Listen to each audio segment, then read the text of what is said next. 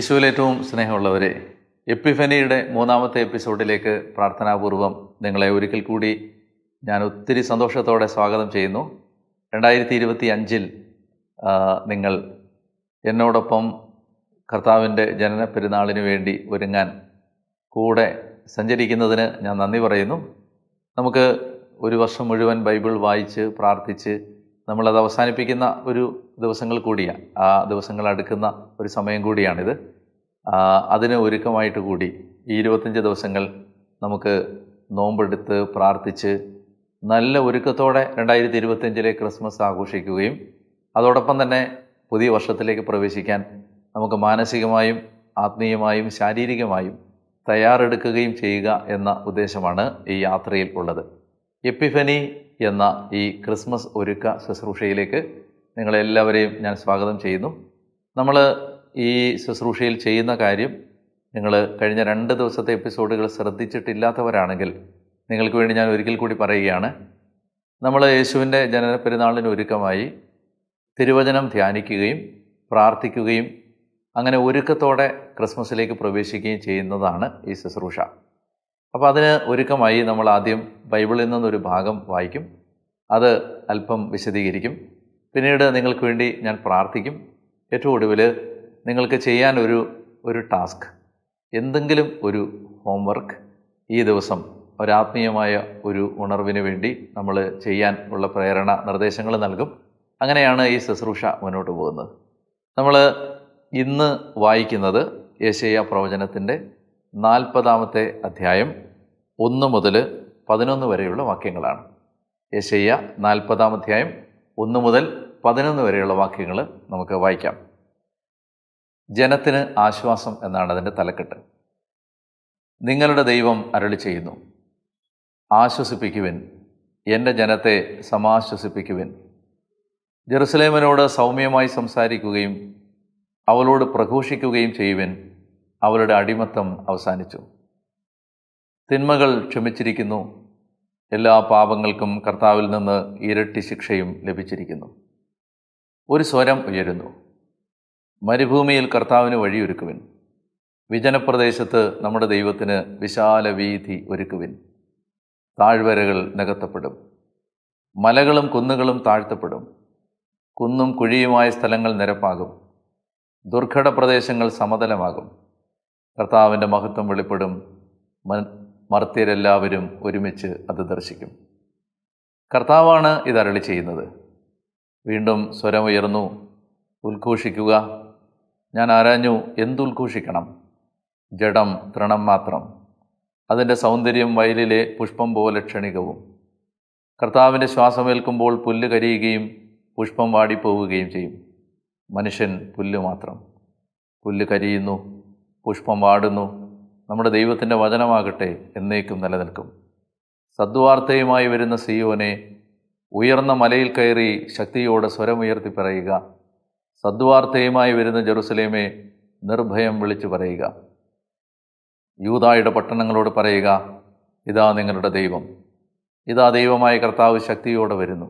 അവിടുന്ന് കരബലത്താൽ ഭരണം നടത്തുന്നു. സമ്മാനം അവിടുത്തെ കയ്യിലുണ്ട്, പ്രതിഫലവും അവിടുത്തെ മുൻപിലുണ്ട്. ഇടയനെ പോലെ അവിടുന്ന് തൻ്റെ ആട്ടിൻകൂട്ടത്തെ മേയിക്കുന്നു. അവിടുന്ന് ആട്ടിൻകുട്ടികളെ കരങ്ങളിൽ ചേർത്ത് മാറോടണച്ച് തള്ളയാടുകളെ സാവധാനം നയിക്കുന്നു. മനോഹരമായ ഒരു പ്രവചനമാണിത്. ഈ പ്രവചനം കർത്താവായ യേശുവിൻ്റെ പിറവിയെക്കുറിച്ചും വരവിനെക്കുറിച്ചും യെശയ്യാ നടത്തിയ അത്ഭുതകരമായ പ്രവചനങ്ങളാണ്.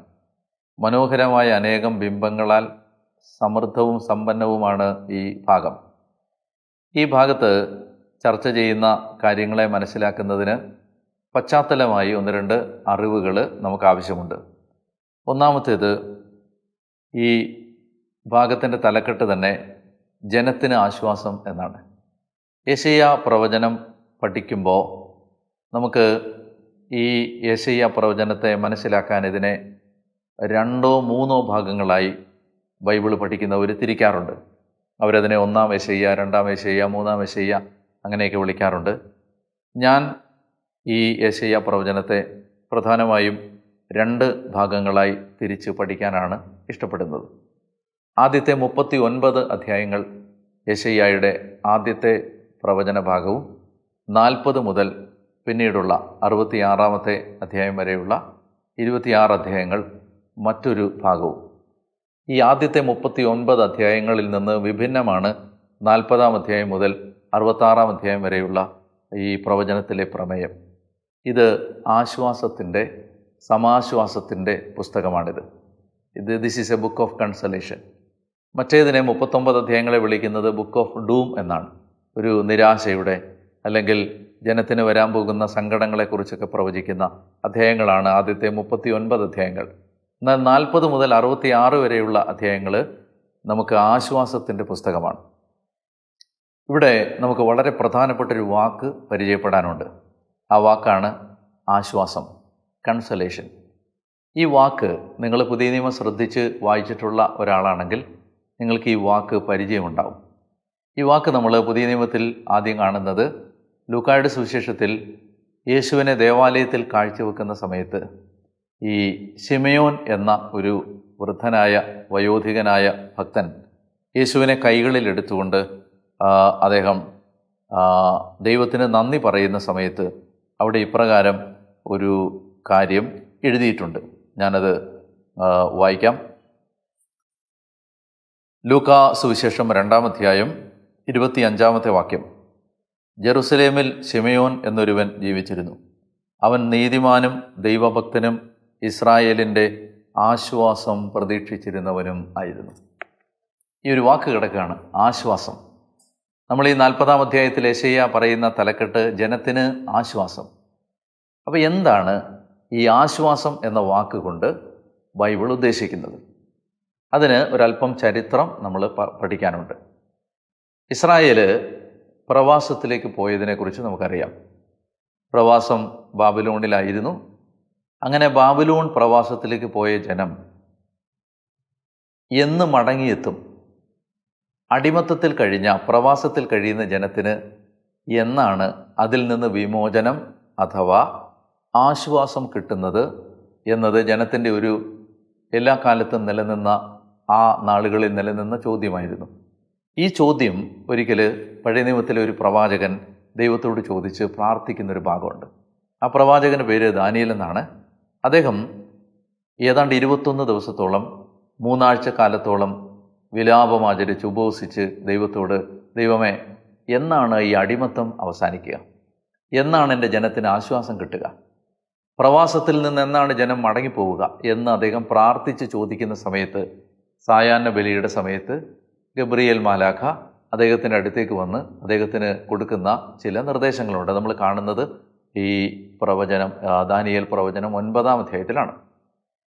അങ്ങനെ അദ്ദേഹത്തിൻ്റെ അടുത്തേക്ക് വന്ന ഈ മാലാഖ അദ്ദേഹത്തോട് പ്രവാസത്തിൽ നിന്ന് മോചനം കിട്ടി ജനം ആശ്വാസം പ്രാപിക്കുന്നത് എന്നാണെന്ന് പറയുമ്പോൾ പറയുന്നുണ്ട്, 70 വർഷങ്ങൾ പൂർത്തിയായി ജനം ശാരീരികമായി, ഭൗതികമായി, ഭൂമിശാസ്ത്രപരമായി പ്രവാസത്തിൽ നിന്ന് മടങ്ങി ജെറുസലേമിലേക്ക് എത്തിയാലും അവർക്കപ്പോഴും ആശ്വാസം കിട്ടുന്നില്ല.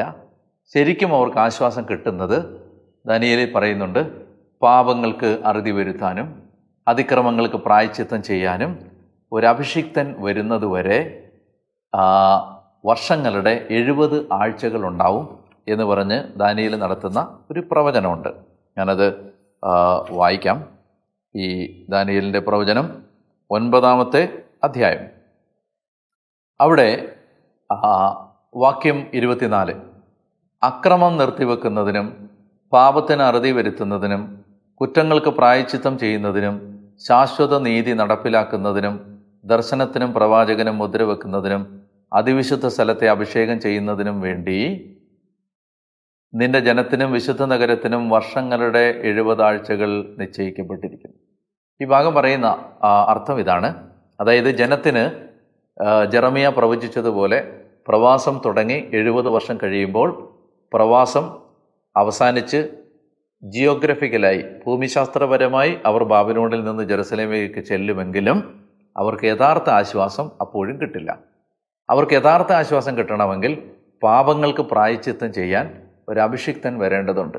അതിന് വർഷങ്ങളുടെ 70 ആഴ്ചകൾ. അതായത് 70 ഗുണം 7 490, 500ഓളം വർഷങ്ങൾ വേണ്ടി വരും ഇനിയും. അപ്പോൾ BC 587 പ്രവാസത്തിലേക്ക് പോയ ജനത്തോട് 70 വർഷം കഴിഞ്ഞ് അവർ പ്രവാസത്തിൽ നിന്ന് മടങ്ങി വരുമ്പോൾ പറയുകയാണ്, ഇനിയും ഏതാണ്ടൊരു 500ഓളം വർഷങ്ങൾ കഴിഞ്ഞ് നിങ്ങളുടെ പ്രവാസം അവസാനിച്ച് നിങ്ങൾക്ക് ആശ്വാസം ലഭിക്കും.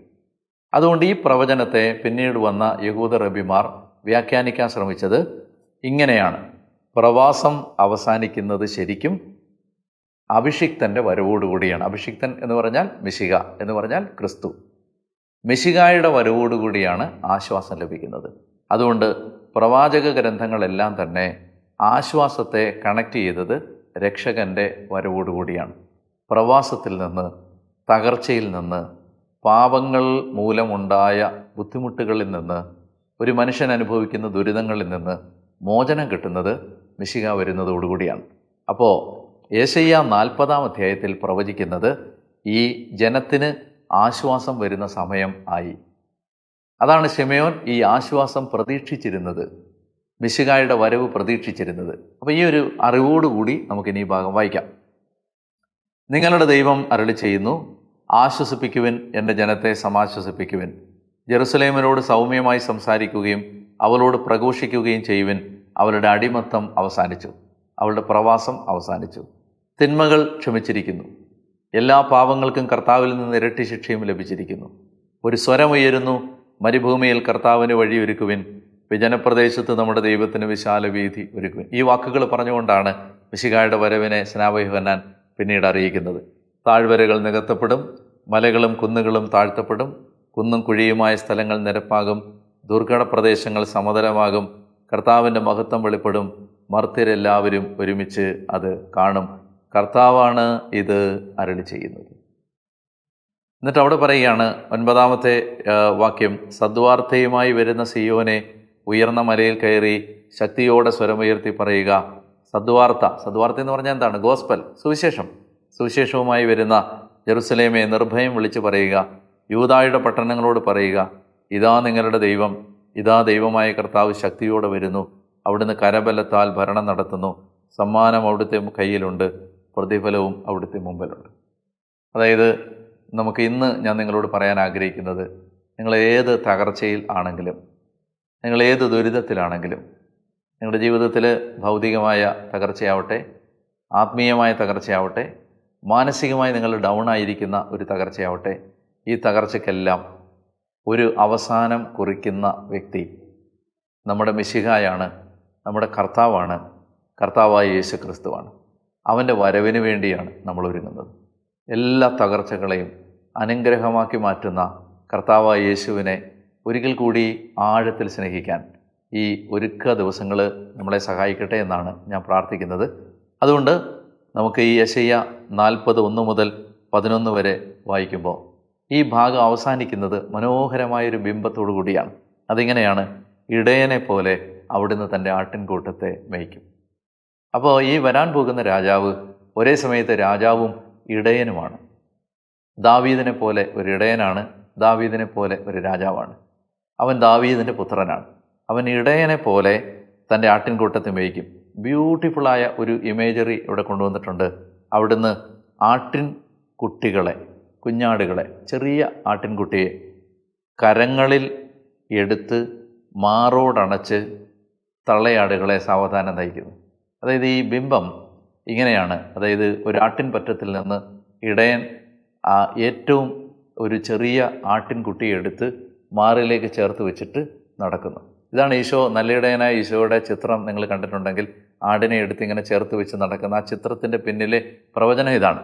അപ്പോൾ ഇങ്ങനെ ഈ ആടിനെ, ഇടയൻ ഈ കുഞ്ഞാടിനെ എടുത്ത് ഇങ്ങനെ ഹൃദയത്തോട് ചേർത്ത് വെച്ചിട്ട് നടക്കുമ്പോൾ തള്ളയാടുകൾ അതിന് പുറകെ പോകും. മനോഹരമായൊരു സൂചനയാണിത്. അതായത് അറിയുക, നമ്മുടെ ഈ സഭാ ശുശ്രൂഷകളിൽ കുഞ്ഞുങ്ങൾ വല്ലാതങ്ങ് അവഗണിക്കപ്പെടുന്നത് പോലെ ചിലപ്പോൾ എനിക്ക് തോന്നാറുണ്ട്. നമ്മുടെ പ്രഭാഷണങ്ങളെല്ലാം മുതിർന്നവർക്ക് വേണ്ടിയാണ്, കൺവെൻഷനുകളെല്ലാം മുതിർന്നവർക്ക് വേണ്ടിയാണ്, നമ്മുടെ തീരുമാനങ്ങളെല്ലാം എടുക്കുന്ന മുതിർന്നവരാണ്. കുട്ടികൾ വല്ലാതെ ബൈപ്പാസ് ചെയ്യപ്പെടുന്നുണ്ടോ എന്നൊരു സംശയമുണ്ട്. കുട്ടികളെ കുറേ കൂടി ശ്രദ്ധിക്കണം. അതായത് ഈ നിങ്ങൾ ഏതെങ്കിലും ഒരു സഭാ ശുശ്രൂഷയിൽ ഏർപ്പെട്ടിരിക്കുന്ന ഒരാളാണെങ്കിൽ ഈ മുതിർന്നവർ നമ്മുടെ പിന്നാലെ കൂടെ വരാൻ മനോഹരമായ ഒരു പ്രായോഗിക മാനം ഇതാണ്. കുട്ടികളെ ചേർത്ത് പിടിച്ചാൽ അവരുടെ പുറകെ കുടുംബം മുഴുവനിങ്ങ് വരും. അപ്പോൾ സഭയ്ക്ക് കുഞ്ഞുങ്ങളെ ചേർത്ത് പിടിക്കാനൊരു ഹൃദയം കൂടി ഉണ്ടാവണം എന്ന് ഓർമ്മിപ്പിക്കുന്നൊരു വചനം കൂടിയാണിത്. കുട്ടികളെ ചേർത്ത് പിടിക്കുമ്പോൾ മാതാപിതാക്കൾ സാവധാനം പുറകെ ഇടയൻ്റെ പുറകെ യാത്രയാവും. അതുകൊണ്ട് കുഞ്ഞുങ്ങളെ അവഗണിക്കുന്ന തലങ്ങളെ മറികടക്കാനും കുറേ കൂടി ഗൗരവമായി നമ്മുടെ കുഞ്ഞുങ്ങളെ കാണാനും അവരെ ശ്രദ്ധിക്കാനും അവരെ ചേർത്ത് പിടിക്കാനുമുള്ള ഒരു നിയോഗം കൂടി ഈ വചനം നമുക്ക് തരുന്നുണ്ട്. അപ്പോൾ ഇന്നത്തെ നമ്മുടെ ടാസ്ക് ഇതാണ്. നമ്മുടെ ജീവിതത്തിൽ ദൈവം നമുക്ക് തന്നിട്ടുള്ള 10 അനുഗ്രഹങ്ങൾ ഒരു ബുക്കിൽ എഴുതി വെക്കുക. 10 നന്മകൾ. ദൈവം, ഞാൻ ഈ 10 കാര്യങ്ങൾക്ക് എൻ്റെ ദൈവത്തോട് നന്ദിയുള്ള ഒരാളാണ്. ഞാൻ നിങ്ങൾ എന്തെഴുതണമെന്നതിനെക്കുറിച്ച് സൂചനകളൊന്നും നൽകുന്നില്ല. ഹൃദയത്തിൽ നിന്ന് എഴുതുക. ഒരു 10 കാര്യങ്ങൾ. I M grateful for these 10 things in my life. അപ്പോൾ നിങ്ങൾക്ക് ഓർത്തെടുക്കുമ്പോൾ ചില വ്യക്തികളെ കുറേ കൂടി നനവുള്ള കണ്ണുകളോടെ നോക്കാൻ പറ്റും. ചില അനുഗ്രഹങ്ങളെ കുറേ കൂടി നന്ദിയുള്ള ഹൃദയത്തോടെ കാണാൻ പറ്റും. ചില അനുഭവങ്ങളെ കുറേ കൂടി കൈകൂപ്പിയും കണ്ണു നിറഞ്ഞും കാണേണ്ട അനുഭവങ്ങളായി കാണാൻ പറ്റും. നമുക്ക് പ്രാർത്ഥിക്കാം. നല്ല കർത്താവേ, ഈ 3-ാമത്തെ ദിവസത്തിനായി അങ്ങേക്ക് നന്ദി പറയുന്നു. ഈ കൂട്ടായ്മയിലൊപ്പം ചേരുന്ന എപ്പിഫനിയിൽ ഞങ്ങളോടൊപ്പം യാത്ര ചെയ്യുന്ന എല്ലാ പ്രിയപ്പെട്ടവരെ ഓർത്ത് ഞാൻ പ്രാർത്ഥിക്കുന്നു. ദൈവമായ കർത്താവെ, ഞങ്ങളുടെ ജീവിതത്തിൽ അങ്ങ് തന്ന നന്മകളെ ഒന്നും ഞങ്ങൾ മറന്നു പോകാതിരിക്കാൻ ഞങ്ങളെ സഹായിക്കണമേ. കർത്താവായ യേശു ഞങ്ങളുടെ തകർച്ചകൾ ഏറ്റെടുക്കുന്നവനാണ്, ജനത്തിന് ആശ്വാസം നൽകുന്നവനാണ് എന്ന തിരിച്ചറിവ് ഞങ്ങൾക്ക് നൽകണമേ. അങ്ങയിൽ നിന്ന് ആശ്വാസം നുകരാൻ ഞങ്ങളെ പഠിപ്പിക്കണമേ. കർത്താവെ, ഇപ്പോൾ ഈ കൂട്ടായ്മയോട് ചേർന്ന് പ്രാർത്ഥിച്ചുകൊണ്ടിരിക്കുന്ന ഈ മക്കളുടെ എല്ലാ വേദനകളും ഭാരങ്ങളും കർത്താവ് ഏറ്റെടുക്കണമേ. അവയുടെ മേൽ അങ്ങയുടെ കരം നീട്ടണമേ. യേശുവിൻ്റെ നാമത്തിൽ ആമേൻ. പ്രിയപ്പെട്ടവരെ, നാളെ എപ്പിഫനിയുടെ 4-ാമത്തെ എപ്പിസോഡിൽ നിങ്ങളെ കാണാൻ ഞാൻ കൊതിയോടെ കാത്തിരിക്കുന്നു. നാളെ നിങ്ങളെ കാണുന്നത് വരെ ഞാൻ നിങ്ങൾക്ക് വേണ്ടി പ്രാർത്ഥിച്ചുകൊണ്ടേയിരിക്കും. ദൈവം നിങ്ങളെല്ലാവരെയും അനുഗ്രഹിക്കട്ടെ. ആമേൻ.